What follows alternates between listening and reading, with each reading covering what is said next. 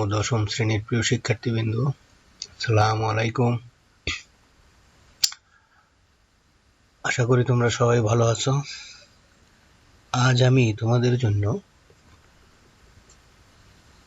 সাধারণ গণিতের প্রথম অধ্যায়ের আবৃত দশমিক ভগ্নাংশের সদৃশকরণ বিষয়ে একটি ভিডিও নিয়ে আসছি। তো এই সদৃশকরণটি খুবই গুরুত্বপূর্ণ এজন্য যে এসএসসিতে একটি প্রশ্ন থাকে, সেখানে যোগ করার জন্য আবৃত দশমিক ভগ্নাংশের একটি অঙ্ক থাকে, সেখানে সদৃশ করে যুক্তি করতে হয়। তো সদৃশ না করতে পারলে সেটি যুক্তি করা যায় না। তাছাড়া এমসিকিউতেও এই সদৃশকরণের উপরে প্রায় 2-3টি প্রশ্ন থাকে, তাই এটি অত্যন্ত গুরুত্বপূর্ণ এবং এটি একটি বেসিক বিষয়। সৃজনশীল পদ্ধতিতে এই বেসিক নিয়মগুলো অবশ্যই জানা আমাদের দরকার। তাই ভিডিওটি অত্যন্ত গুরুত্বপূর্ণ তোমাদের জন্য। আশা করি তোমরা মনোযোগ সহকারে দেখবে। তো আসো শুরু করা যাক। তো এর আগে তোমাদের প্রতি আমার আহ্বান থাকবে, তোমরা আমার চ্যানেলটি সাবস্ক্রাইব করে দিবে এবং পাশে থাকা বেল আইকনটি অন করে দিবে। এতে করে আমার পরবর্তী ভিডিওগুলো তোমরা খুব সহজেই পেয়ে যাবে। তো চলো শুরু করা।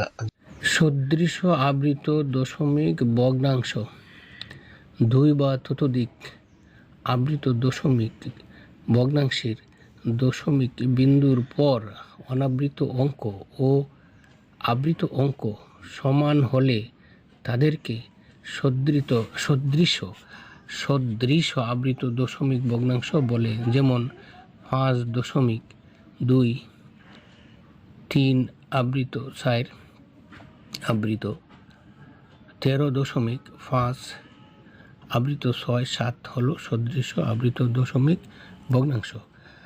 সদৃশ ভগ্নাংশে পরিণত করার নিয়ম: ভগ্নাংশগুলোর মধ্যে যেটির দশমিক বিন্দুর পর অনাবৃত অঙ্ক বেশি সবগুলো ভগ্নাংশের তার সমান অনাবৃত অঙ্ক দশমিকের পর করতে হবে এবং আবৃত অঙ্কগুলোর সংখ্যা মানের লসাগু যত হয় সবগুলো ভগ্নাংশের আবৃত অঙ্ক ততটি করতে হবে।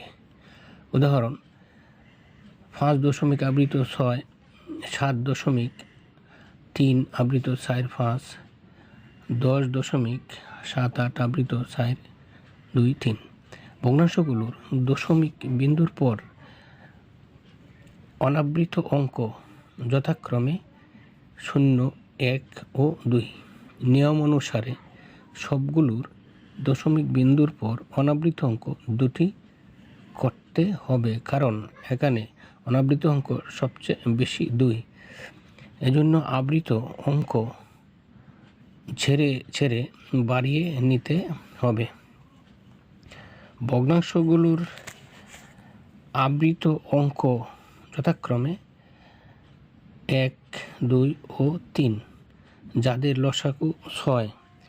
তাই নিয়ম অনুসারে সবগুলো ভগ্নাংশের আবৃত অঙ্ক 6টি করতে হবে।